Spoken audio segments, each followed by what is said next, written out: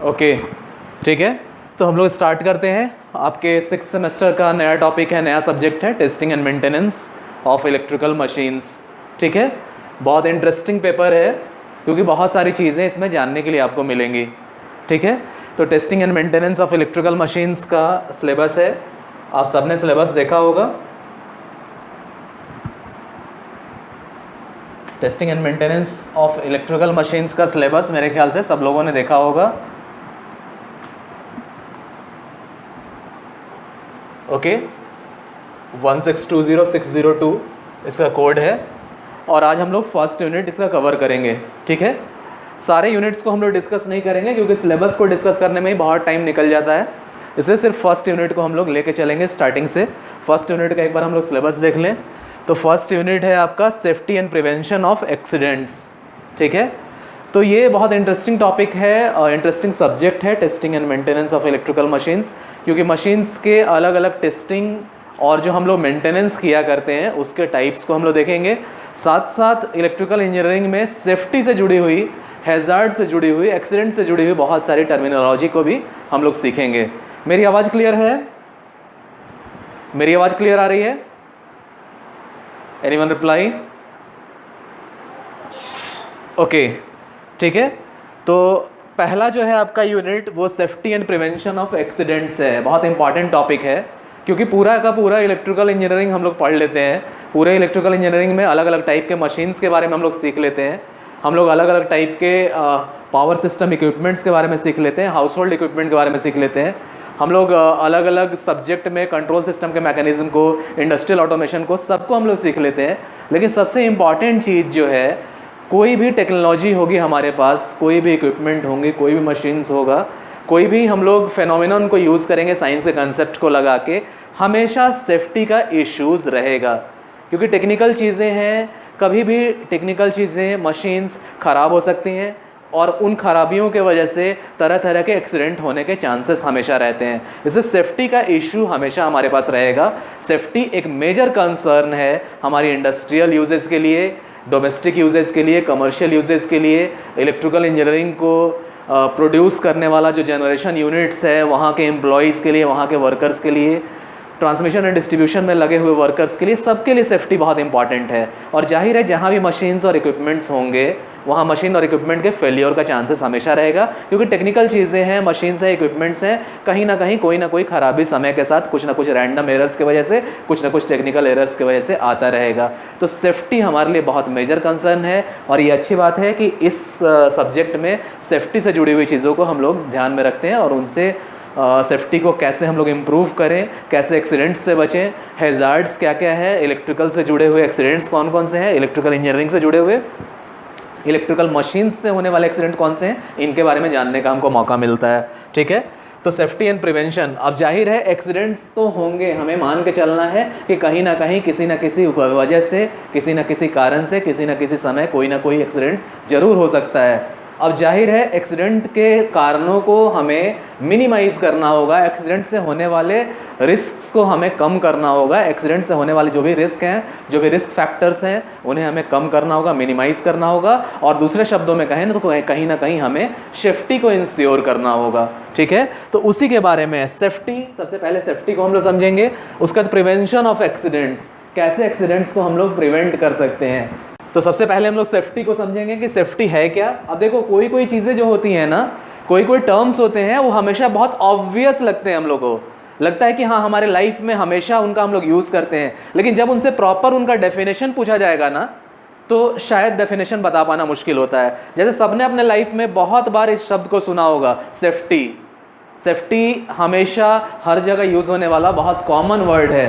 Safety word को सबने कई बार अपने लाइफ में सुना होगा, लेकिन क्या आपको पता है जब आपको सेफ्टी को प्रॉपरली डिफाइन करने के लिए कहा जाए तो हमेशा प्रॉब्लम आता है, क्योंकि कुछ कुछ चीज़ें हैं हमेशा ऑब्वियस लगती हैं, लेकिन जब उनके प्रॉपर डेफिनेशन में, जब उनके प्रॉपर मीनिंग में हम लोग जाएं तो उसको डिफाइन करना, उसको वर्ड्स में लाना थोड़ा सा मुश्किल होता है। लेकिन हम लोग उन चीज़ों को देखेंगे। ठीक है, तो सेफ्टी को देखेंगे और एक्सीडेंट्स को कैसे हम लोग प्रिवेंट कर सकते हैं। तो प्रिवेंशन ऑफ एक्सीडेंट्स को, यही आपका पहला यूनिट है। अब इसमें है क्या क्या इन चीज़ों को हम लोग देख लें।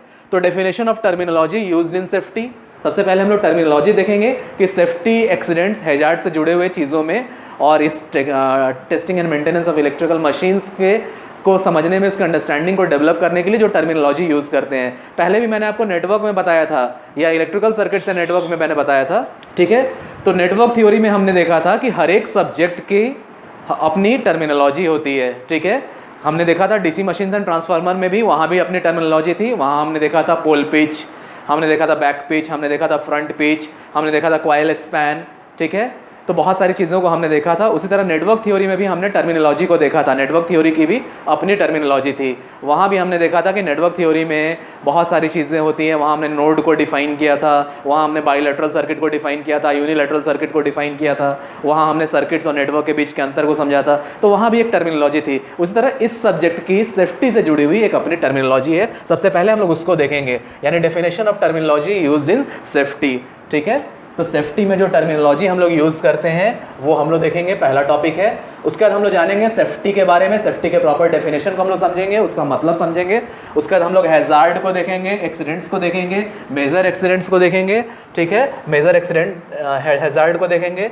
फिर हम लोग रेस्पॉन्सिबिलिटी का मतलब समझेंगे, ऑथोरिटी का मतलब समझेंगे, अकाउंटेबिलिटी का मतलब समझेंगे, मॉनिटरिंग का मतलब समझेंगे। ये सारे बहुत इंपॉर्टेंट टेक्निकल टर्म्स हैं testing and maintenance of electrical machine से जुड़े हुए। उसके बाद इंपॉर्टेंट क्या है कि इलेक्ट्रिसिटी से जुड़े हुए कुछ रूल्स हैं, कुछ एक्ट्स हैं जो गवर्नमेंट ऑफ इंडिया ने इम्पोज किया है, ठीक है। जाहिर है इलेक्ट्रिसिटी का जनरेशन, ट्रांसमिशन एंड डिस्ट्रीब्यूशन हम लोग कर रहे हैं एक पब्लिक डोमेन में, उसका यूटिलाइजेशन हो रहा है अलग अलग सेक्टर्स में, चाहे डोमेस्टिक यूटिलाइजेशन हो, कमर्शियल यूटिलाइजेशन हो, इंडस्ट्रियल यूटिलाइजेशन हो।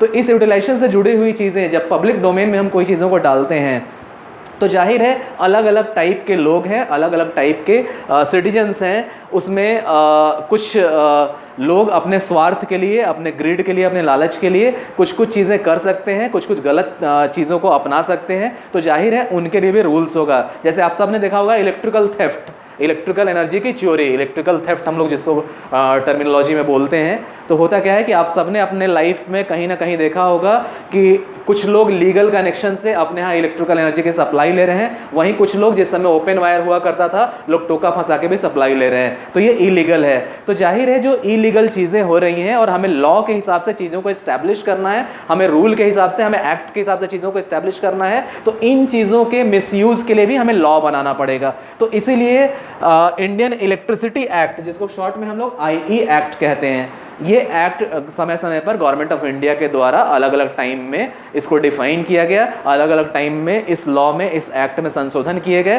पहले इसको इलेक्ट्रिसिटी एक्ट बोला जाता था, बाद में इसको इंडियन इलेक्ट्रिसिटी एक्ट बनाया गया। तो आज़ादी से पहले भी हम लोग देखेंगे, हिस्टोरिकल बैकग्राउंड भी इसका देखेंगे कि आज़ादी के समय, जिस समय हमारे यहाँ ब्रिटिश उपनिवेश था, जब हमारे यहाँ इम्पेरियलिज्म था, ब्रिटिशर्स का कॉलोनियलिज्म था, उस समय भी हमारे यहाँ इलेक्ट्रिसिटी का यूटिलाइजेशन जब स्टार्ट हुआ था, तो उस समय भी अंग्रेजों ने, ब्रिटिशर्स ने हमारे यहाँ इलेक्ट्रिसिटी एक्ट को बनाया था। तो उस समय हम लोग EA बोलते थे, इलेक्ट्रिसिटी एक्ट।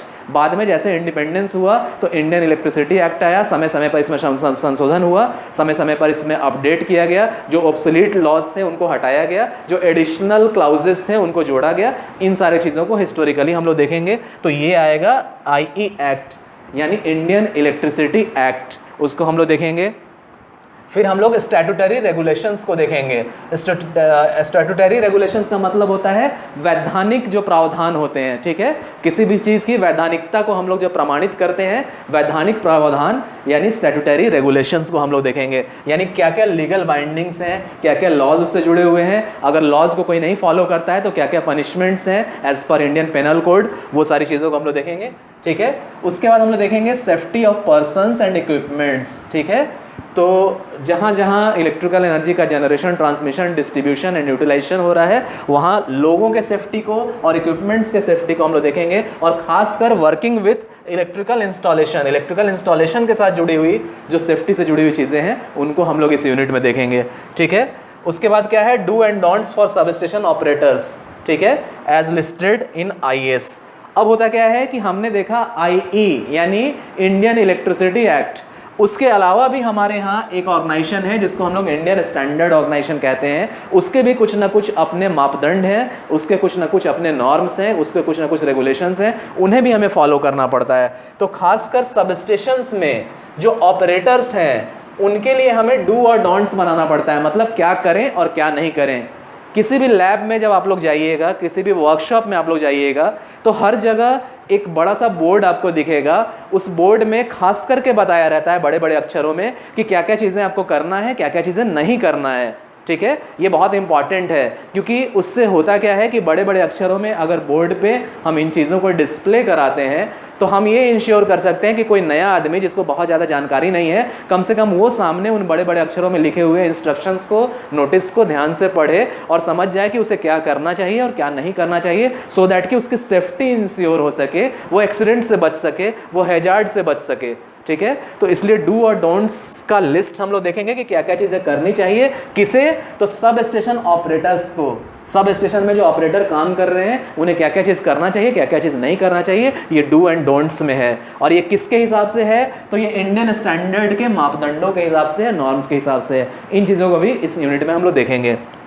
ठीक है, उसके बाद हम लोग आ जाते हैं meaning and causes of electrical accidents. ये भी बहुत इंपॉर्टेंट है, क्योंकि इलेक्ट्रिकल एक्सीडेंट्स एक शब्द में हम लोग बोल देते हैं एक्सीडेंट्स, इलेक्ट्रिकल एक्सीडेंट्स, लेकिन एक्सीडेंट्स को अगर हम लोग डिफाइन करना चाहें ना, उसको समझना चाहें ना, या उसको समझाना चाहें, तो एक्सीडेंट्स की बहुत सारी वेराइटीज़ है और उतनी ही वेराइटी उसके कारणों के हैं। बहुत सारा कारण है जिसकी वजह से एक्सीडेंट हो सकता है, बहुत सारी वेराइटीज़ है एक्सीडेंट्स की। उसके नुकसान का भी टाइप बहुत अलग अलग तरह का हो सकता है। उसके नुकसान का आकलन करें तो उसकी भी वेराइटी बहुत विविध है, बहुत डेंस है, और बहुत तरह से हम लोग उसको देख सकते हैं, समझ सकते हैं। तो सबसे पहले हम लोग देखेंगे मीनिंग, क्या मतलब है इलेक्ट्रिकल एक्सीडेंट्स का और क्या कारण है जिनकी वजह से इलेक्ट्रिकल एक्सीडेंट्स होते हैं, और फैक्टर्स हम लोग देखेंगे जिन पर उनकी सीवियरिटी या शॉक की सीवियरिटी डिपेंड करती है। ठीक है, इलेक्ट्रिकल इंजीनियरिंग में जो मेजर फॉल्ट्स होंगे, जो मेजर उन फॉल्ट्स के वजह से जो मेजर एक्सीडेंट्स होंगे ना, उसमें आपको लगता है कौन कौन सा इंपॉर्टेंट चीज़ें हो सकता है एक्सीडेंट में? तो एक्सीडेंट में बहुत सारी चीज़ें हो सकती हैं। आर्क के वजह से एक्सीडेंट हो सकता है, स्पार्किंग के वजह से एक्सीडेंट हो सकता है, डायरेक्ट इलेक्ट्रिकल कांटेक्ट में आने से जो शॉक लगता है उसकी वजह से हो सकता है, आर्किंग की वजह से जो बर्निंग होती है उसकी वजह से हो सकता है, आर्किंग की वजह से जो फ्लेम होता है उसकी वजह से फायर डेवलप हो सकता है। तो बहुत तरह का वेराइटी है, बहुत तरह के एक्सीडेंट्स हो सकते हैं, उनके कारण भी बहुत अलग अलग तरह के हो सकते हैं, उनसे होने वाला नुकसान भी बहुत अलग अलग तरह का हो सकता है। तो हम लोग देखेंगे फैक्टर।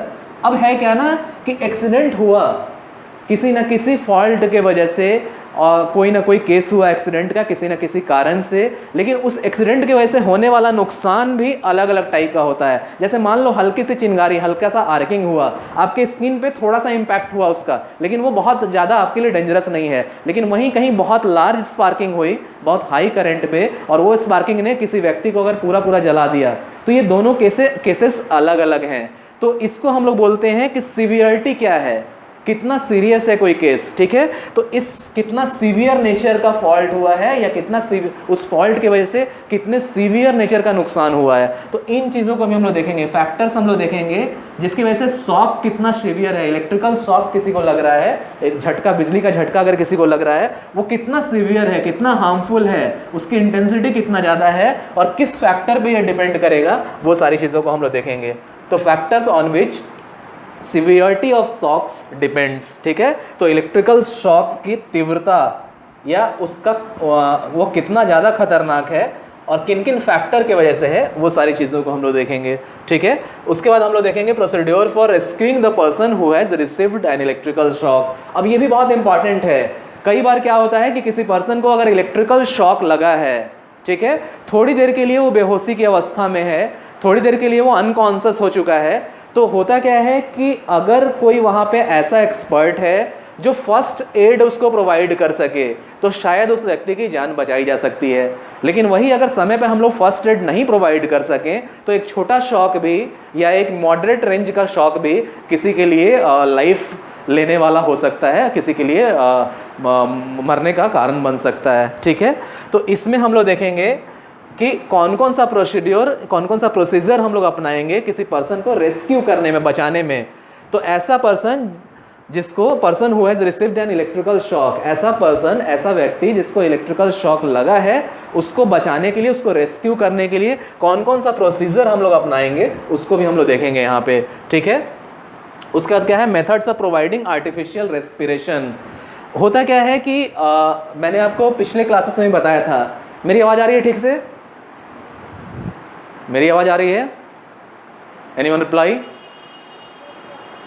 ठीक है, बहुत ध्यान से समझना, मैंने आपको पिछले क्लासेस में भी बताया था और स्टार्टिंग से मैं बता रहा हूँ कि हमारा जो बॉडी वर्क करता है ना, वो ब्रेन से निकलने वाले स्मॉल पोटेंशियल इलेक्ट्रिकल सिग्नल्स पे वर्क करता है। हमारे ऑर्गन्स ब्रेन से निकलने वाले स्मॉल पोटेंशियल इलेक्ट्रिकल सिग्नल्स पे ही काम करते हैं। हमारे ब्रेन में जो न्यूरोलॉजिकल नेटवर्क्स है, आप सबको पता है कि चाहे लिविंग हो या नॉन लिविंग हो, सारी चीज़ें किससे बनी है? मॉलिक्यूल्स से बनी है। और हर एक मॉलिक्यूल्स एटम्स से बना है और हर एक एटम्स के अंदर अलग अलग इलेक्ट्रॉन्स, अलग अलग नंबर ऑफ इलेक्ट्रॉन्स अलग अलग ऑर्बिट्स और ऑर्बिटल्स में रोटेट कर रहे हैं, अलग अलग सेल्स और सब सेल्स में रोटेट कर रहे हैं, और सेंटर में न्यूक्लियस है जहां प्रोटॉन्स हैं। तो हर जगह चार्ज है और हर चीज़ें एटम से बनी है, हर एटम्स के अंदर चार्ज है। तो हमारा जो ब्रेन्स का न्यूरोलॉजिकल सिस्टम है ना, वो भी small potential electrical signals provide करता है और उन इलेक्ट्रिकल सिग्नल के करस्पॉन्डिंग हमारे ऑर्गन्स काम करते हैं। आपने देखा होगा कि किसी का अगर हार्ट का कोई डिजीज हो जाए तो उसको पेसमेकर लगाना पड़ता है। पेसमेकर क्या है? एक बैटरी ऑपरेटेड डिवाइस है। अगर किसी का हार्ट प्रॉपरली वर्क नहीं कर रहा है तो पेसमेकर खुद से सिग्नल देके हार्ट को प्रॉपरली कॉन्ट्रैक्शन और एक्सपेंशन में काम करता है। ठीक है, तो वो भी इलेक्ट्रिकल सिग्नल ही प्रोवाइड करता है। पहले भी मैंने आपको एग्जाम्पल में बताया है कि हम लोग इलेक्ट्रिकल एन्सेफेलोग्राम करते हैं, दैट इज EEG, या हम लोग इलेक्ट्रोकार्डियोग्राम करते हैं। ठीक है, तो इससे क्या करते हैं हम लोग? बॉडी के वर्किंग को हम लोग देखते हैं उसके इलेक्ट्रिकल सिग्नल को मेजर करके। ठीक है, तो कहीं ना कहीं हमारा हार्ट भी बीट कर रहा है ना, किसके वजह से बीट कर रहा है? या हमारे लंग्स काम कर रहे हैं, सांस को इनहेल कर रहे हैं, ठीक है, एयर को इनहेल कर रहे हैं, ऑक्सीजन उससे ले रहे हैं और फिर हम लोग CO2 को हम लोग निकाल रहे हैं। तो वो वर्क भी जो होता है वो आपके फेफड़ों का कॉन्ट्रैक्शन एक्सपेंशन जो होता है, वहाँ भी कहीं ना कहीं इलेक्ट्रिकल पल्सेस और सिग्नल्स इंपॉर्टेंट हैं। तो होता क्या है कि जब सीवियर शॉक किसी को लगता है ना, बिजली का झटका किसी को लगता है, सीवियर शॉक लगता है, तो सीवियर शॉक के वजह से कई बार क्या होता है कि हार्ट अचानक से काम करना बंद कर देता है, या किसी किसी केस में हार्ट काम भी कर रहा है तो वहाँ पे फेफड़े सांस लेना बंद कर देते हैं। लेकिन हाँ, उस व्यक्ति को जिसको थोड़ी देर के लिए शॉक लगने की वजह से थोड़ी देर के लिए उसके फेफड़ों ने सांस लेना बंद कर दिया है, काम करना बंद कर दिया है, उसको आर्टिफिशियल रेस्पिरेशन हम लोग प्रोवाइड करके एज ए फर्स्ट एड उसकी लाइफ को हम लोग बचा सकते हैं। ये बहुत इंपॉर्टेंट फैक्ट है।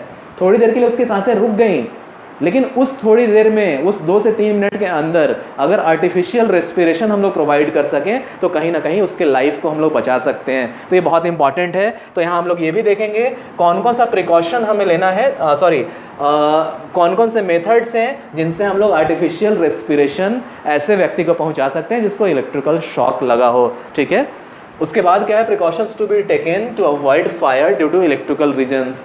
दूसरा क्या है कि वो प्रिकॉशंस हमें देखना है, समझना है, जानना है कौन कौन से प्रिकॉशंस हम लोग ले सकते हैं जिसके वजह से आग लगने से बच सके, यानी इलेक्ट्रिकल फायर को अवॉइड, इलेक्ट्रिकल रीजन से प्रोड्यूस हुआ फायर को हम लोग अवॉइड कर सकें। इसके लिए कौन कौन से प्रिकॉशंस को लेंगे, ठीक है, और उसके कारणों को समझेंगे हम लोग। ठीक है, ऑपरेशन ऑफ फायर एक्सटिंग्विशर्स। अब होता क्या है कि आपने देखा होगा आपके कॉलेज में भी हर जगह फायर एक्सटिंग्विशर्स लगा हुआ है। ठीक है, इंडस्ट्री में जाओ वहाँ भी फायर एक्सटिंग्विशर्स लगा रहता है, कमर्शियल बिल्डिंग में भी फायर एक्सटिंग्विशर्स लगा रहता है। लेकिन उस फायर एक्सटिंग्विशर्स को कैसे हम लोग यूज करेंगे, ठीक है, उस अग्निशमन यंत्र को हम लोग कैसे यूज़ करेंगे वो सीखना भी बहुत ज़रूरी होता है। कहाँ उसका क्लिप है, कौन से क्लिप को निकालने के बाद उसका सील हटेगा, कहाँ से हम लोग दबाएंगे तो उससे स्प्रे निकलेगा, ये जानकारी और ये ट्रेनिंग भी बहुत इंपॉर्टेंट है। खासकर ऐसे सेक्टर में जहाँ इलेक्ट्रिकल एनर्जी का हम लोग लार्ज स्केल यूटिलाइजेशन कर रहे हैं, वहाँ एक्सीडेंट के चांसेस बहुत ज़्यादा हैं और वहाँ इलेक्ट्रिकल रीजन्स के वजह से, इलेक्ट्रिकल एनर्जी के यूटिलाइजेशन के वजह से भी फायर का रिस्क है। तो जहाँ भी फायर का रिस्क होगा वहाँ फायर एक्सटिंग्विशर्स हम लोग रखेंगे ही रखेंगे। तो जाहिर है उस फायर एक्सटिंग्विशर्स को यूज़ करना भी आना चाहिए। तो वो चीज़ें भी हम लोग देखेंगे कि operation of fire extinguishers, fire extinguishers को कैसे हम लोग यूज़ करेंगे, कैसे उसका ऑपरेशन करेंगे, इन चीज़ों को भी हम लोग फर्स्ट यूनिट में देखेंगे। तो ये आपका ओवरऑल फर्स्ट यूनिट का सिलेबस है। ठीक है, समझ में आ रहा है? ये सबको समझ में आ रहा है? ओके, तो हम लोग आगे बढ़ते हैं, इस यूनिट को हम लोग स्टार्ट करते हैं। ठीक है,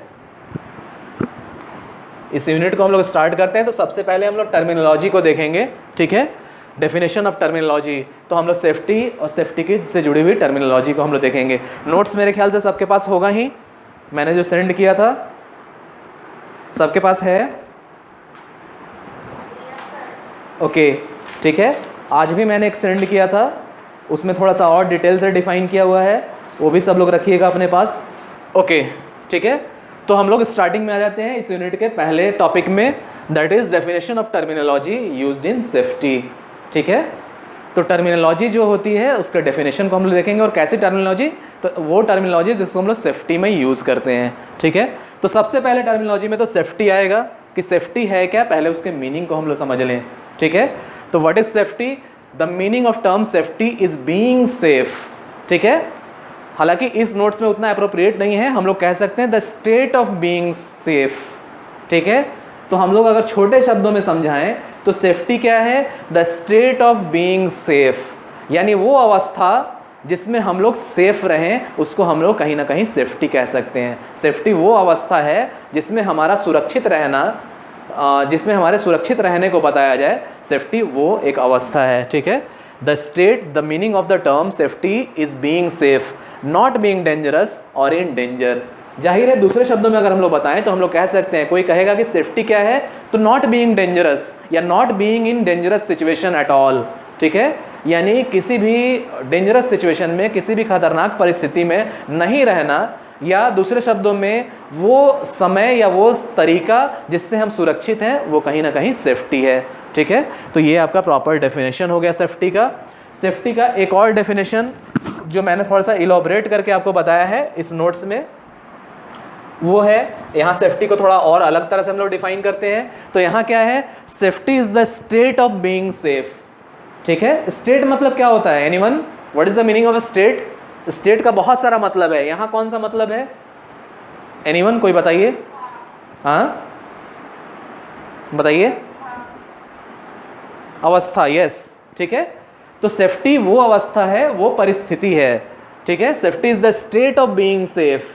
ठीक है, तो सबसे आसान डेफिनेशन है कि सेफ्टी क्या है? हमारे सुरक्षित रहने की अवस्था सेफ्टी है, the state of being safe. उसके आगे क्या है? The condition of being protected from harm और अदर नॉन डिजायरेबल आउटकम। अब देखो सेफ्टी का ये तो बहुत आसान डेफिनेशन था, पहला वाला लाइन बहुत आसान था कि सेफ्टी क्या है, तो state of being safe safety है, यानी वो अवस्था जिसमें हम सुरक्षित हैं वो सेफ्टी है। ठीक है, लेकिन ये बहुत क्या कहें, बहुत इजी डेफिनेशन या बहुत एम्पिरिकल, बहुत बेसिक डेफिनेशन है। उसको थोड़ा सा और इलाबोरेट हम लोग करें तो इलाबोरेट करेंगे तो हम लोग देखेंगे the condition of being protected from harm और अदर नॉन डिजायरेबल आउटकम। अब देखो यहाँ थोड़ा सा और डिटेल है सेफ्टी के बारे में। सेफ्टी एक ऐसा कंडीशन है जिसमें हम प्रोटेक्ट हो रहे हैं, बच रहे हैं किन चीज़ों से? तो हार्म से, किसी नुकसान से, या किसी अनडिजायरेबल। जाहिर है जो चीज़ें हमें नहीं चाहिए, जो अनडिजायरेबल है, जैसे मान लो कोई चीज़ें आके हमसे टकराए नहीं, कोई भी नहीं चाहेगा कि हमसे कोई चीज़ें आके टकराए, जाहिर है वो चीज़ें अनडिजायरेबल है। ठीक है, तो सेफ्टी क्या है? The condition of being protected from harm और अदर नॉन डिजायरेबल आउटकम, यानी सेफ्टी वो कंडीशन है जिसमें हम प्रोटेक्ट होते हैं, जिसमें बचते हैं किसी हार्म से, किसी नुकसान से, या किसी अनवांटेड चीज़ों से, कि जो चीज़ें नहीं चाहिए, जो अनडिजायरेबल है, जो अनडिजायरेबल आउटकम प्रोड्यूस कर सकते हैं, उनसे हम बचें, उनसे हम प्रोटेक्ट रहें। ये अवस्था, ये कंडीशन ही सेफ्टी है। ठीक है, तो ये एक डेफिनेशन हो गया। और थोड़ा सा हम लोग डिटेल से जाएं तो अगले पैरा में क्या है? Safety can also be referred as the control of recognised hazard in order to achieve an acceptable level of risk. अब देखो है क्या, कहीं ना कहीं हम लोग टेक्निकल वर्क जब करते हैं, इंजीनियरिंग से जुड़े हुए वर्क करते हैं, तो वहाँ रिस्क हमेशा रहता है, लेकिन रिस्क का लेवल अलग अलग है। जैसे एज फॉर एग्जाम्पल आपको फर्स्ट ईयर में सिखाया गया होगा वेल्डिंग, या कहीं ना कहीं आपने वेल्डिंग करते लोगों को देखा होगा, कहीं ना कहीं ग्रिल बनाते हुए, या आयरन की चीज़ों को या स्टील की चीज़ों को बनाते हुए, रिपेयर करते हुए, मैन्युफैक्चर करते हुए, तैयार करते हुए, प्रोड्यूस करते हुए आपने देखा होगा। ठीक है, जहाँ भी वेल्डिंग होगी हर वक्त वहाँ आर्किंग जरूर होगी, यानी हर वक्त कुछ ना कुछ रिस्क है वहाँ पे इन्वॉल्व। एग्री? जहाँ भी वेल्डिंग हो रही है, जहाँ भी वेल्डिंग होगी, नॉर्मल वेल्डिंग होगी, नॉर्मल काम होगा, वहाँ पे हर वक्त आर्किंग तो जरूर होगी। अगर आप आर्क वेल्डिंग कर रहे हो तो होगी। ठीक है, तो वहाँ आर्किंग होगी, यानी हर वक्त कुछ ना कुछ रिस्क तो वहाँ इन्वॉल्व है। आर्किंग कम हो सकती है, आर्किंग ज़्यादा हो सकती है। लोग उससे बच के, जो एक्सपर्ट हैं उनको इस तरह से ट्रेनिंग दी गई है, उनको इस तरह से ट्रेन किया गया है कि वो आर्क को अपने शरीर पे नहीं पड़ने देते हैं या अपने कपड़ों पे नहीं पड़ने देते हैं। लेकिन वही कोई नया शख्स चले जाए वेल्डिंग करने तो हो सकता है वो अपने आप को नुकसान पहुंचा ले। तो रिस्क तो हर वक्त है, लेकिन हम लोग क्या करेंगे, उस रिस्क को भी कैटेगराइज करते हैं कि हाई लेवल ऑफ रिस्क है, मॉडरेट लेवल ऑफ रिस्क है या लोअर लेवल ऑफ रिस्क है। तो रिस्क तो हर जगह होगा, तो रिस्क में भी हम लोग डिफाइन करते हैं कि किस तरह का रिस्क है। उसमें हम लोग कह सकते हैं कि कुछ रिस्क जो है जो एक्सेप्टेबल है, जैसे आर्किंग है, जब भी हम लोग वेल्डिंग करेंगे हर वक्त कुछ ना कुछ आर्किंग होगा, रिस्क तो है, लेकिन उस आर्किंग में बिना अपने आप को नुकसान पहुंचाए भी अगर हम काम कर सकते हैं तो हम कह सकते हैं कि एक्सेप्टेबल लेवल ऑफ रिस्क है, यानी स्वीकार करने योग्य रिस्क है। उतना रिस्क जिसको हम लोग मान के चलते हैं कि इतना रहेगा, इससे हमें कुछ नुकसान नहीं पहुंचने वाला है, that is acceptable level of risk. समझ में आ रहा है? What is the meaning of acceptable level of risk? समझ में आ रहा है? ठीक है, तो इसमें वही है, safety can also be referred. अब देखो सेफ्टी का इतना हमने डेफिनेशन देखा, इस क्लाउज में थोड़ा सा और इलाबोरेटिव टर्म है, थोड़ा और डिटेल्स एक्सप्लेन किया गया है। ये क्या है? Safety can also be referred as the control of recognised hazard. ठीक है, अब देखो हैजार्ड क्या है? हैजार्ड है हमें होने वाला जो नुकसान। रिकॉग्नाइज्ड हैजार्ड मतलब जिनको हम जान सकें, जिनको हम समझ सकें, जिनको हम पहचान सकें।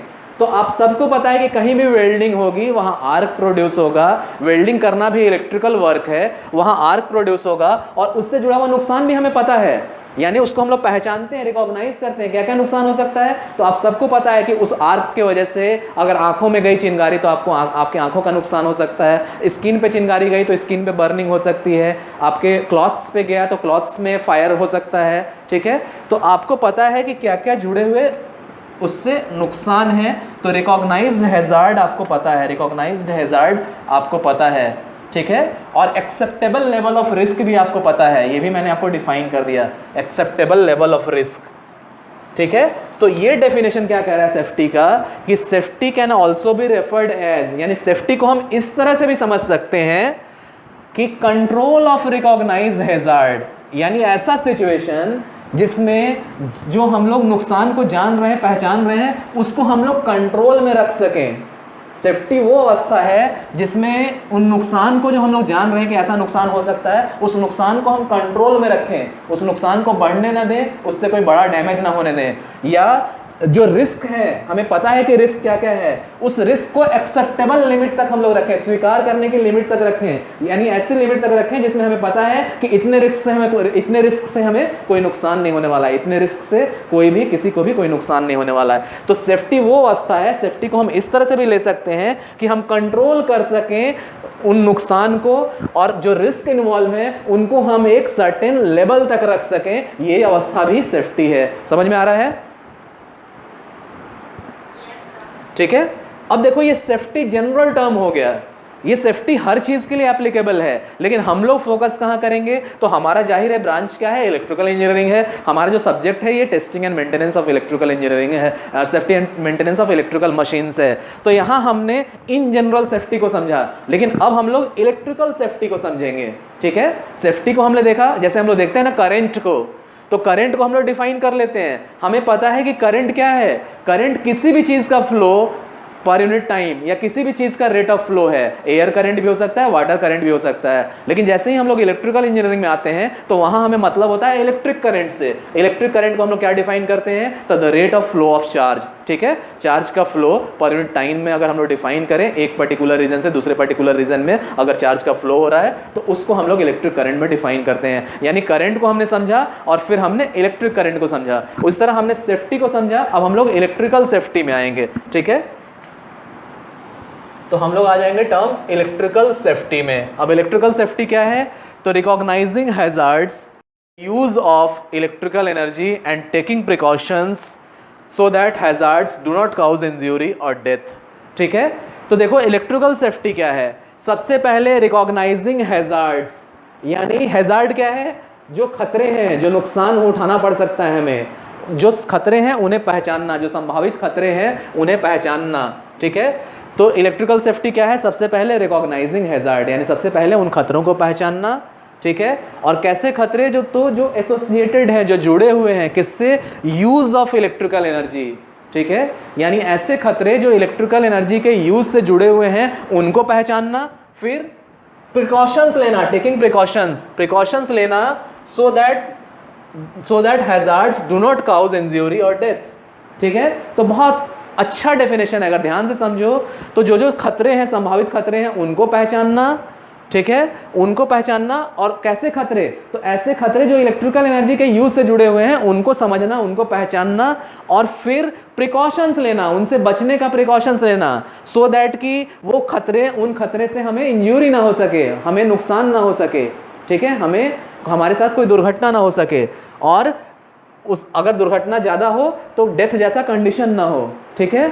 तो अगर हम लोग कहें तो इलेक्ट्रिकल सेफ्टी क्या है, तो इलेक्ट्रिकल सेफ्टी सबसे पहले इलेक्ट्रिकल एनर्जी के यूज से जुड़े हुए खतरों को पहचानना और उन खतरों से खुद को बचाने के लिए, इंजरी होने से बचाने के लिए प्रिकॉशंस लेना, कहीं ना कहीं ये इलेक्ट्रिकल सेफ्टी के अंदर आता है। Got that? ये समझ में आया? ओके, ठीक है। अब आ जाते हैं हम लोग इलेक्ट्रिकल हैजार्ड में। हमने सेफ्टी को देखा, हमने देखा कि एक टर्म बार बार यूज हो रहा है, दैट इज हैजार्ड। तो हैजार्ड क्या है, हम लोग इसको देख लें। तो इलेक्ट्रिकल हैजार्ड क्या है, ठीक है। तो हैजार्ड को हम लोग शॉर्ट में बोल देते हैं ना, खतरे, ठीक है, जो हैजार्ड्स हैं। लेकिन हम लोग इसका प्रॉपर डेफिनेशन देखेंगे, इलेक्ट्रिकल हैजार्ड क्या है। तो इलेक्ट्रिकल हैजार्ड क्या है, a dangerous condition such that contact or equipment failure which can result in electric shock, arc, flash burn, thermal burn और ब्लास्ट, ठीक है। तो हैजार्ड, इलेक्ट्रिकल हैजार्ड क्या है, इलेक्ट्रिकल हैजार्ड यानी इलेक्ट्रिसिटी से जुड़े हुए जो खतरे हैं, इलेक्ट्रिकल हैजार्ड क्या है, तो एक ऐसा डेंजरस, एक ऐसा खतरनाक कंडीशन है, a dangerous condition such that contact or equipment failure, ऐसा कंडीशन है जिसमें हम कांटेक्ट यानी टच करने किसी लाइव पार्ट को या किसी इक्विपमेंट का फेलियर हो जाए, और इस फेलियर की वजह से या इस लाइव पार्ट को टच करने के वजह से कहीं ना कहीं वो, उसके वजह से क्या रिजल्ट होगा, तो उसके वजह से किसी को इलेक्ट्रिक शॉक लग सकता है, उसके वजह से आर्क फ्लैश हो सकता है जिसके वजह से कुछ जल सकता है, बर्निंग हो सकती है, या थर्मल बर्न हो सकता है, ठीक है। आर्क बर्न और थर्मल बर्न में हमेशा अंतर है, मैं बताऊंगा अभी। या थर्मल बर्न हो सकता है या ब्लास्ट हो सकता है, ठीक है। तो ये सारी चीज़ें जो हैं, ये सारा डेंजरस कंडीशन है किसके वजह से, तो कहीं ना कहीं लाइव पार्ट को टच करने की वजह से या इलेक्ट्रिकल इक्विपमेंट को फेलियर होने की वजह से। ये सारी चीज़ें जो इलेक्ट्रिकल एनर्जी के यूटिलाइजेशन के दौरान होता है, इन चीज़ों को हम लोग इलेक्ट्रिकल हैजार्ड में रखते हैं। अब बताओ, यहाँ पे दो टर्म आया है, आर्क फ्लैश बर्न और थर्मल बर्न, इन दोनों चीज़ों में अंतर क्या है बताइए। आर्क फ्लैश बर्न जो यहाँ आया है और थर्मल बर्न में कोई अंतर बता सकता है?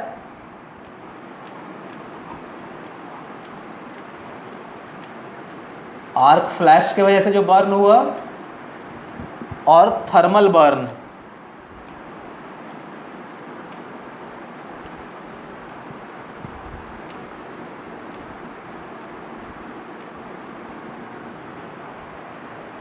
एनीवन?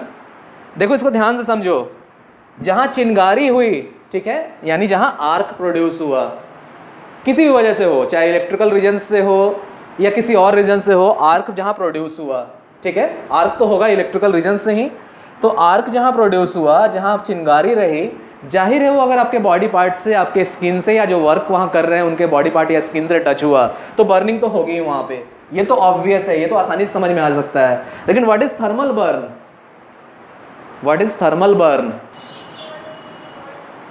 यस, डायरेक्ट फ्लेम आपके बॉडी से नहीं टच कर रहा है, डायरेक्ट आर्क आपके बॉडी से नहीं टच कर रहा है, लेकिन आपके सराउंडिंग का टेम्परेचर इतना ज़्यादा हो चुका है कि बिना किसी फ्लेम के, बिना किसी आर्क के भी आपके स्किन पे बर्निंग हो सकती है। इसको हम लोग थर्मल बर्न कहते हैं। और इलेक्ट्रिसिटी में, इलेक्ट्रिकल एनर्जी के यूटिलाइजेशन में, इलेक्ट्रिकल इंजीनियरिंग के केसेस में, इलेक्ट्रिकल एनर्जी के यूटिलाइजेशन में ये चीज़ें हमेशा होती हैं, क्योंकि हमारे यहाँ जो आर्क प्रोड्यूस होता है ना, आपने देखा होगा नॉर्मल फ्लेम, जैसे मोमबत्ती वगैरह जलाओ, मोमबत्ती का जो नॉर्मल फ्लेम रहता है ना, समथिंग लाइक दैट, मोमबत्ती का जो नॉर्मल फ्लेम है और आर्क जो प्रोड्यूस हो रहा है, इन दोनों में बहुत अंतर है। किसी वजह से आर्क जो प्रोड्यूस हो रहा है, इन दोनों में बहुत अंतर है। जलेगा तो दोनों से, लेकिन इसके जलने से, इस मोमबत्ती के जलने, मोमबत्ती की वजह से आपके स्किन के जलने से ज़्यादा नुकसान नहीं होगा, लेकिन इस आर्क की वजह से अगर स्किन जलता है तो बहुत बड़ा नुकसान हो जाएगा। कभी सोचा है आपने ऐसा क्यों? क्योंकि यहाँ भी बर्निंग हो रही है, यहाँ भी बर्निंग हो रही है।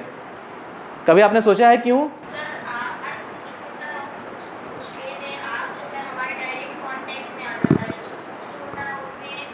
नहीं, ये भी तो डायरेक्ट कांटेक्ट में आएगा। मान लो फ्लेम को कोई जाके टच कर रहा है, और यहाँ आर्क टच हो रहा है, तो इसके जलने से नुकसान बहुत कम होगा, इस मोमबत्ती के जलने से, कैंडल के जलने से, लेकिन इस आर्क के जलने से बहुत बड़ा नुकसान हो जाएगा। क्यों? क्योंकि यहाँ पे बहुत ज़्यादा थर्मल एनर्जी एसोसिएटेड है। ओके, सुनो ध्यान से, यहाँ क्योंकि बहुत ज़्यादा थर्मल एनर्जी एसोसिएटेड है। क्यों? क्योंकि आर्क प्रोड्यूस हुआ एयर में, तो उसने एयर का आयोनाइजेशन कर दिया। जो नॉर्मल न्यूट्रल मॉलिक्यूल्स थे एयर के, उनमें नॉकिंग स्टार्ट हो गई और उनसे इलेक्ट्रॉन डिटैच होने लगा। और आपको पता है कि किसी भी एटम का कॉन्फ़िगरेशन अगर हम तोड़ेंगे तो एनर्जी रिलीज होगी, तो बहुत ज़्यादा हीट एनर्जी रिलीज होती है आर्किंग के साथ। आर्किंग के साथ बहुत सारा इलेक्ट्रोमैग्नेटिक रेडिएशन भी निकलता है, और हर एक इलेक्ट्रोमैग्नेटिक रेडिएशन में आपको पता है कि हर एक इलेक्ट्रोमैग्नेटिक रेडिएशन में सर एल्बर्ट आइंस्टाइन का एक इक्वेशन है, E is equal to H nu. Sir Albert Einstein का इक्वेशन है E is equal to H nu, where H is the Planck's constant and nu is the frequency of radiation.